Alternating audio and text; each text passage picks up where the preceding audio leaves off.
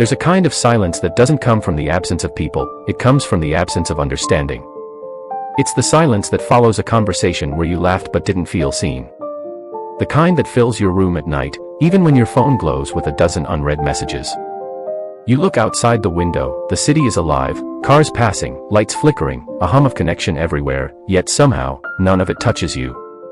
You start to wonder if you've become invisible, or if the world simply stopped looking closely enough to notice. This isn't the kind of loneliness you can fix with company. It's not about missing people, it's about missing belonging. It's when your mind becomes your only audience, and every thought echoes a little too loudly. And maybe that's why some people learn to walk alone. Not out of pride. Not out of arrogance. But because solitude becomes easier than the quiet misunderstanding that follows every failed connection. But here's the question, why do some people end up walking through life alone, and what hidden truths are buried inside that walk? Most people misunderstand solitude. They see someone sitting alone at lunch, walking home with headphones on, or spending weekends in silence, and they label them immediately. Unfriendly. Cold. Broken. But what if walking alone isn't a flaw? What if it's a response, a quiet defense mechanism built after too many moments of being misunderstood? For some, solitude isn't loneliness. It's protection. It's the calm that follows years of noise. It's the peace that comes when you realize not every crowd is connection, and not every conversation is truth. Society loves the idea of togetherness. We're told from childhood, make friends. Be outgoing. Be part of the group. As if being alone means you failed some invisible social test. But the truth is, not everyone finds peace in noise. Not everyone finds belonging in groups that only value sameness. Some people crave stillness the way others crave applause. They aren't escaping the world, they're learning to breathe without it. To hear their own voice without the constant echo of other opinions. And yet, there's another layer most people never talk about. Solitude doesn't just change your habits, it changes your psychology. It rewires how you think, how you feel, how you perceive time itself. At first, it's relief, the stillness feels healing. But with time, it starts shaping the mind in subtle, powerful ways. You become more observant, more intuitive, more reflective. But also, more guarded. Because once you've found comfort in being unseen, stepping back into visibility can feel terrifying.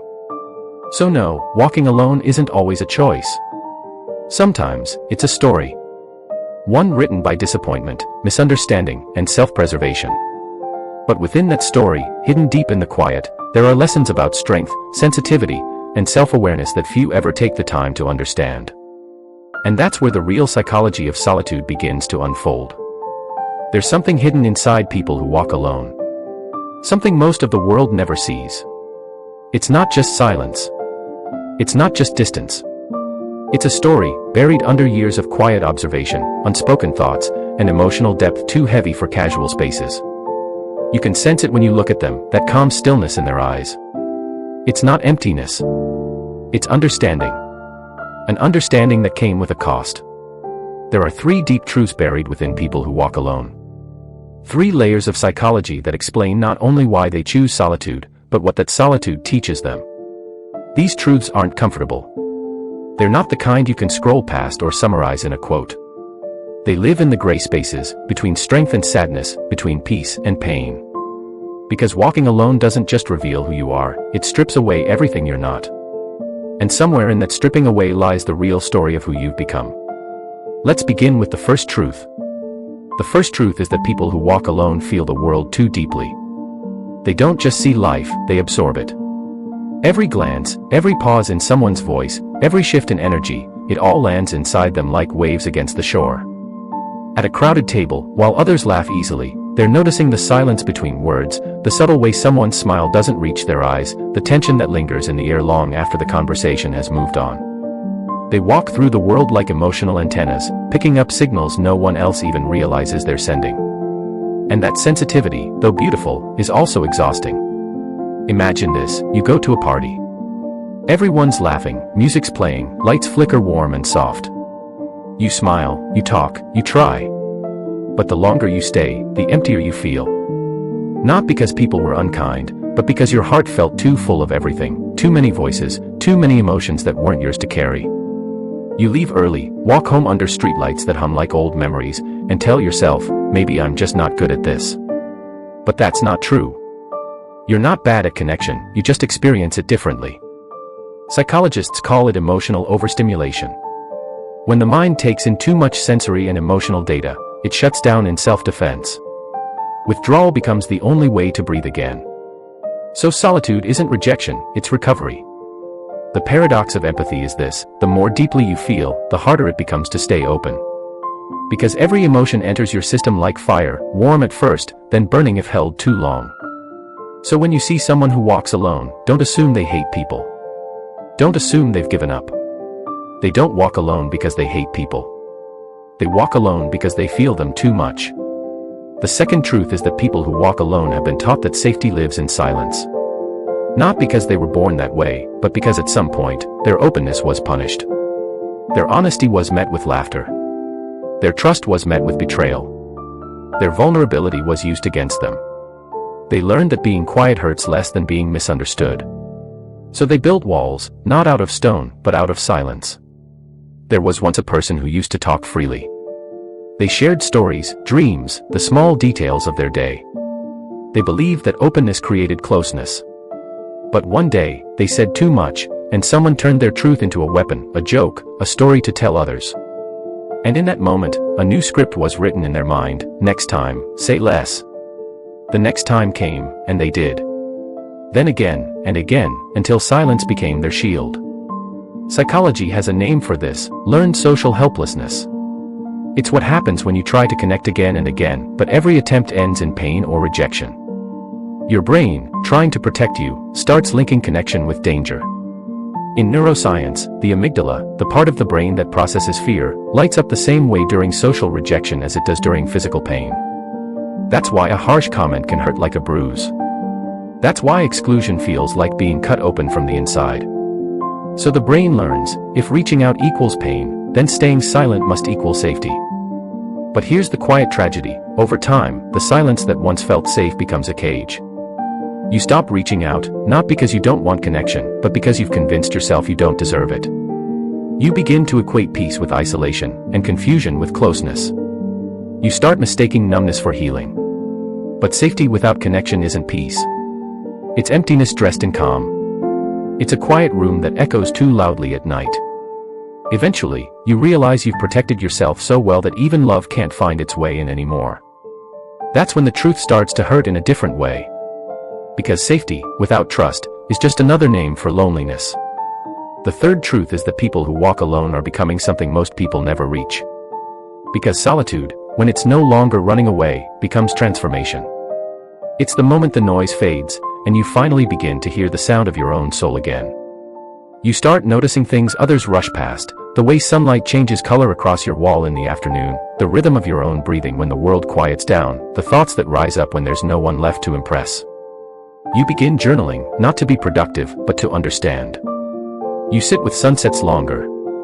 You stop escaping your emotions and start listening to them. You start realizing that peace isn't something people give you, it's something you practice in the stillness of your own company. This is where self-parenting begins. Where you learn to give yourself the patience you once begged others for. You become your own comfort, your own witness, your own guide. You stop saying, "No one checks on me," and begin asking, "Have I checked on myself today?" That shift changes everything. Because when you no longer need validation to exist, your energy stops chasing what's temporary. You start building trust, not in people first, but in your own capacity to stand again, even when no one claps for you. Solitude becomes your classroom. Every quiet night becomes a lesson in emotional regulation: how to sit with discomfort, how to let pain breathe without letting it define you. You rediscover your identity, the version of yourself that existed before the world told you who to be. And here's the paradox: what looks like isolation is often the cocoon before the wings, the space between who you were and who you're meant to become. It's not punishment. It's preparation. Because people who walk alone are being refined by silence. They're learning patience, self-awareness, creativity, strength. They are shaping a peace that cannot be disturbed by the noise of the world.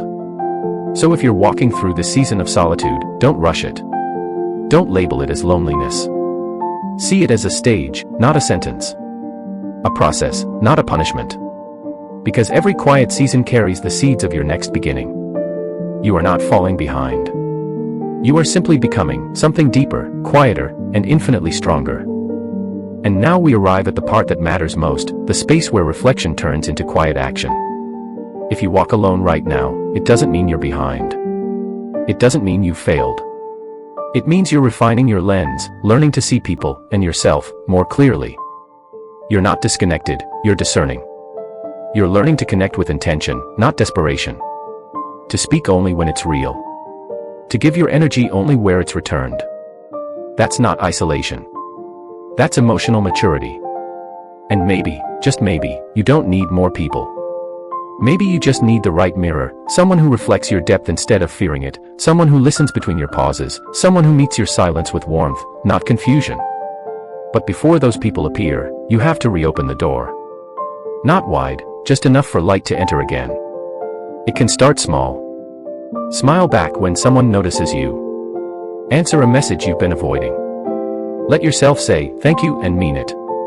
Let yourself be seen, even a little. Because healing from solitude isn't about forcing connection, it's about remembering that the world is still safe enough to touch. You can still belong without pretending. You can still be soft without breaking. It's the smallest gestures that rebuild trust, the quiet choices that whisper, I'm ready to try again. So, as you listen to this, take a breath. Not to fill the silence, but to honor it. Because this silence has shaped you, taught you, and soon, it will guide you back, not to the crowd, but to the kind of connection that finally feels like home. And now we reach the end, the quiet space after understanding. The part where everything we've explored settles into silence, not the kind that feels empty, but the kind that feels whole. People who walk alone often return carrying light no one else could find, a different kind of wisdom, a softer kind of strength. Because they've had to face their own reflection without distraction, and in doing so, they discovered pieces of themselves most people never meet.